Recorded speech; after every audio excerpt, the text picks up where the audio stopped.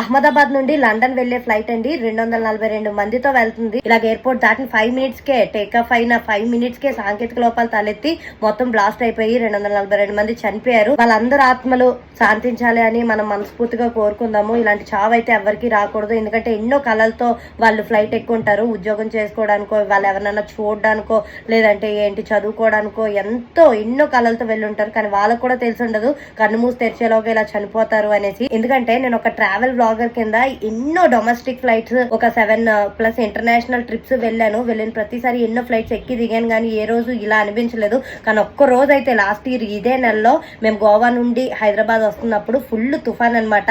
Pilot land చేయడానికి చాలా try చేశారు. 1 hour 2 hour తిప్పారు అవ్వలేదు. బెంగళూరులో 4 hours ఉంచి ఇక్కడ అట్మాస్ఫియర్ సెట్ అయిందన్న తర్వాత మళ్ళీ హైదరాబాద్కి అయితే తీసుకొని వచ్చారు. ఆ రోజు జర్నీని అయితే నేను లైఫ్లో మర్చిపోలేను. ఆ రోజు చనిపోతామని అనుకున్నాము.